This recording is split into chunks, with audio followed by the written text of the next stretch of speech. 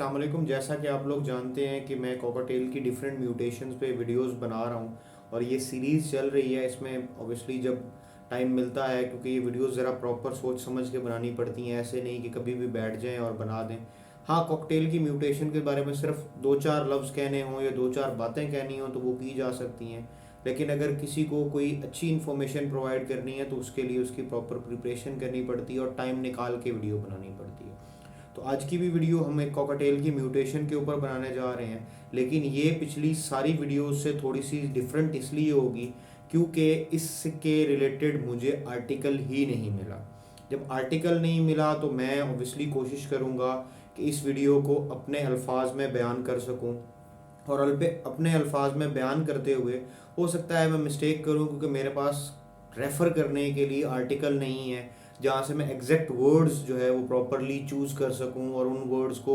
Use करते हुए मैं ये बता सकूँ कि भाईजान ये मामला ऐसे है और ऐसे है। तो आज की कॉकटेल की जो म्यूटेशन पे वीडियो है वो बेसिकली पर्ल कॉकटेल की म्यूटेशन के ऊपर वीडियो है। ये भी कॉकटेल की बेसिक म्यूटेशंस के अंदर से है, और आप अगर स्टार्टिंग की कुछ म्यूटेशन देखें मेरे पास, क्योंकि कोई आर्टिकल नहीं है, कोई रेफरेंस नहीं है, तो मैं इसकी नंबरिंग नहीं बता सकता आपको, और मैं वो बात नहीं करूँगा जिस बारे में मुझे कोई मतलब सॉलिड प्रूफ नहीं मिल मेरे पास। तो इसकी नंबरिंग मुझे नहीं पता। तो ये बेसिकली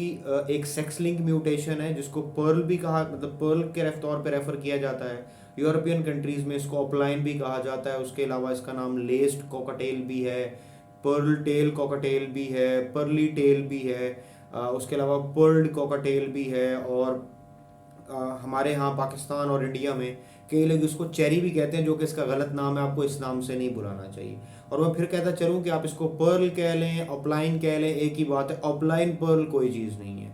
ये एक ही वर्ड को दो बार बिला वजह रिपीट करना है, हमारे यहाँ कई लोग करते हैं। और पर्ल के अंदर देखें क्या क्या चीज़ आएगी। पर्ल के अंदर पर्ल भी आएगा, सिनेमन पर्ल भी आएगा, वाइट फेस पर्ल भी आएगा, वाइट फेस सिनेमन पर्ल भी आएगा, एमरल्ड पर्ल भी आएगा, डोमिनेंट सिल्वर के अंदर पर्ल है तो वो भी आएगा, फेलो के अंदर पर्ल है तो वो भी आएगा, क्रीम फेस के अंदर पर्ल है तो वो भी आएगा, नॉर्मल चीक में पर्ल है, येलो चीक में पर्ल है। मतलब सारे पर्ल्स, चाहे वो पर्ल पाइड्स हैं, हैवी पर्ल पाइड्स हैं, लाइट पर्ल पाइड्स हैं, सारे के सारे पर्ल जो है वो पर्ल के अंदर काउंट होंगे। हाँ, पर्ल पाइड के अंदर क्या होगा, वो पाइड और पर्ल का एक मिक्सचर होगा। अब जिस तरह पाइड भी एक पैटर्न म्यूटेशन है, इसी तरीके से पर्ल भी एक पैटर्न म्यूटेशन है। अब जो इसके अंदर आपको एक पैटर्न नज़र आता है, ये पैटर्न बेसिकली पिगमेंटेशन की डिफरेंट जगह पे डिफरेंट प्रेजेंस है। जहाँ पे आपको वाइट या येलो नज़र आता है, वहाँ पे वाइट या येलो स्प्रेस करता है ब्लैक को, और वो वहाँ पे अपनी अपीयरेंस शो करता है, या वहाँ समझ लें एब्सेंस ऑफ पिगमेंटेशन होती है। और जहाँ पे आपको ब्लैक नज़र आता है वहाँ पे पिगमेंटेशन होती है। अब इसके अंदर इसको एक्सप्लेन करने के ना दो तरीके हैं कि ये स्केलिंग पैटर्न जो है, जो कि एक बड़ा अट्रैक्टिव और ब्यूटीफुल नज़र आता है, कई दफ़ा हैवी पाइड्स के अंदर बहुत ब्यूटीफुल नज़र आता है, इवन कई दफ़ा अगर आप सिंपल पर्ल भी देखें तो उसमें भी बहुत ब्यूटीफुल नज़र आता है। अब अगर आप नॉर्मल पर्ल्स को देखें, नॉर्मल चीक्स को, येलो चीक्स को, पेस्टल फेस को देखें, तो उसके अंदर आपको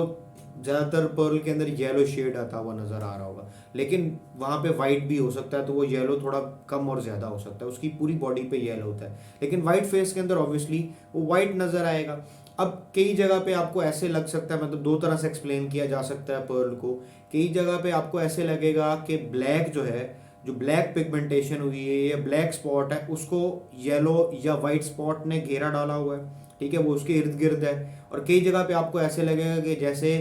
जो है वो वाइट या येलो को ब्लैक ने किया हुआ है। ज़्यादा बेहतर मेरे ख्याल से यही है कि आप ऐसे डिफाइन करें कि वाइट या येलो को, या वाइट और येलो के मिक्सचर को जो है वो ब्लैक ने एक लाइनिंग दी हुई, और इससे एक आपको स्केलिंग पैटर्न जो है वो नज़र आता है, जिस तरह फिश के स्केल्स होते हैं, और ये बड़ा ब्यूटीफुल पैटर्न नज़र आता है। अब इसके अंदर भी मेल और फीमेल हैं, ठीक है। मेल भी पर्ल होते हैं यंग एज में, उनके अंदर पर्ल आपको नज़र आ सकता है, लेकिन मोस्टली जो पर्ल पाए जाते हैं, क्योंकि ये सेक्स लिंक म्यूटेशन है, इस वजह से कई दफ़ा मोस्टली जो पर्ल्स आपके पास आ रहे होते हैं वो फीमेल्स होती हैं, और ये ख़ास तौर पे पर्ल से इस चीज़ को ज़्यादा लिंक किया जाता है। अब पर्ल में ये नहीं है कि मोस्टली फीमेल्स ही हो, मतलब फीमेल्स ही होती हैं, मेल्स भी होते हैं, लेकिन मेल का क्या है कि वो एडल्ट होने के बाद अपना पर्ल ख़त्म कर देते हैं, वो मोल्ट ऑफ कर जाते हैं, यंग एज में उनका पर्ल होता है। बहुत कम केसेस ऐसे होते हैं जिसमें मेल अपने अंदर पर्ल रिटेन कर लेता है, یا تو وہ تھوڑا بہت ہوتا ہے یا تھوڑا سا زیادہ ہوتا ہے، لیکن میکسیمم وہ مولٹ آف کر چکا ہوتا ہے۔ اب پرل کے اندر جو آپ دیکھیں جج کر سکتے ہیں جینڈر، وہ یہی ہے کہ میلز اوبیسلی پرل اپنا مولٹ آف کر جائیں گے ادھر کمپلیٹلی، اگر وہ پرل ہے تو وہ گرے بن جائے گا، یا مطلب اگر وائٹ فیس پرل ہے تو وہ وائٹ فیس چارکول کی طرح ہو جائے گا، اگر وہ سینمن پرل ہے تو وہ سینمن کی طرح ہو جائے گا، اگر کسی اور چیز کا پرل ہے تو وہ اس کے ون کلر برڈ کی طرح ہو جاتا ہوتا ہے موسٹلی، اگر وہ پرل پائڈ ہے تو سمجھ لیں وہ پائڈ کی طرح ہو جائے گا یا سینمن پائڈ کی طرح ہو جائے گا۔ یہ میلز کے اندر ہوتا ہے، لیکن ضروری نہیں ہے کہ ہر دفعہ ہو، کچھ برڈز ایسے بھی ہوتے ہیں جو اپنے اندر پرل ریٹین کرتے ہیں، اگر پرل ریٹین نہیں بھی کرتے تو پرل کی وجہ سے آپ کو اس کے اندر ایسا نظر آ سکتا ہے کہ یار درمیان سے اس کا کلر ذرا لائٹ ہے اور ایجز جو ہیں ڈارک ہیں تھوڑے سے، تو آپ کو لگ سکتا ہے کہ یہ شاید ڈومیننٹ سلور ہو، لیکن وہ ڈومیننٹ سلور نہیں ہوتا، وہ پرل کی وجہ سے بھی افیکٹ آتا ہے۔ یہ افیکٹ سینمن پریزنس کی وجہ سے بھی آ سکتا ہے، لیکن پرل کی وجہ سے بھی آتا ہے۔ اب یہ چیز بیسیکلی اس پرل کو تھوڑا سا دوسرے برڈز کے مقابلے میں یونیک کرتی ہے، کیونکہ دوسرے برڈ میں مولٹنگ کے بعد یہ نہیں ہے کہ ایک برڈ کمپلیٹلی، مطلب اگر آپ ایڈلٹ پرل کو دیکھیں میل کو اسپیشلی، تو آپ کو نظر آئے گا کہ یار یہ تو مطلب پرل ہے ہی نہیں۔ اسی لیے کہتے ہیں کئی دفعہ یہ مطلب مشہور کر دیا جاتا ہے کہ پرل میں میل نہیں ہوتے، حالانکہ ایسا نہیں ہے، وہ پرل کے ہی میل ہوتے ہیں اور وہ آپ کو بیسیکلی مولٹ آف کرنے کے بعد نظر نہیں آ رہا ہوتا۔ اب پرابلم کیا ہے کہ پرابلم یہ ہے کہ ہمارے ہاں بہت سے لوگ ینگ جو ہے پرلز کو کہہ کہ جی پرل میں کیونکہ میل نہیں ہوتے یہ فیمیل ہی ہیں یا موسٹلی فیمیلز ہوتی ہیں، تو اس کو فیمیل کے طور پہ سیل کر دیتے ہیں اور بریڈر کہہ کے بھی سیل کر دیتے ہیں، بعد میں پتہ چلتا ہے کہ بھائی یہ ینگ میلز نکلے ہیں۔ تو اس چیز کا ہمیں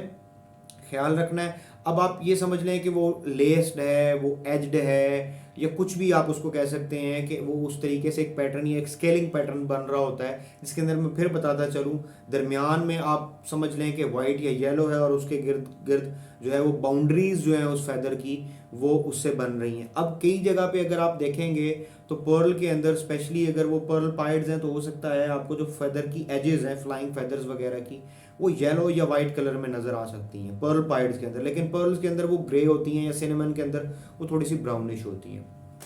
تو ابھی میں جتنا اس کو مطلب کوشش کر رہا ہوں ڈیفائن کرنے کی کوشش کروں گا اور بہتر بھی اگر اس کو ڈیفائن کر سکوں۔ اب پرل سیکس لنک ہے تو اس کے لیے کیا ہے کہ اگر آپ کے پاس پرل کی ایک فیمیل ہے، ویژول فیمیل ہے، تو آپ کے پاس ویژول بچے نہیں آئیں گے، آپ کے پاس سپلٹ مطلب جو بچے آئیں گے ان میں سپلٹ ہوں گے، جو میل ہوں گے وہ سپلٹ ہوں گے پرل کے، جب وہ کل بریڈ کریں گے تو وہ آپ کو پرل کے بچے پروڈیوس کر کے دیں گے۔ پرل کو ویژولی پروڈیوس کرنے کے لیے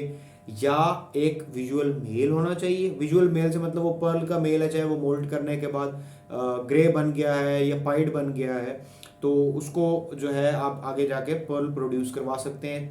ٹھیک ہے، یا پھر وہ سپلٹ پرل اپنے اندر کیری کرتا ہو، تو اس طریقے سے آپ پرل پروڈیوس کر سکتے ہیں۔ صرف ایک فیمیل کے ذریعے آپ فرسٹ جنریشن میں پرل پروڈیوس نہیں کر سکتے۔ تو یہ تھی آج کی ویڈیو جو پرل سے ریلیٹڈ تھی، انشاءاللہ باقی بھی لمیٹڈ سی میوٹیشنز رہ گئی ہیں جن کے متعلق میں نے ویڈیوز نہیں بنائی، انشاءاللہ ان کے متعلق بھی ویڈیوز بناؤں گا اور آپ سے نیکسٹ ویڈیو میں ملاقات ہوگی۔ تب تک کے لیے اللہ حافظ، thank you very much for watching this video.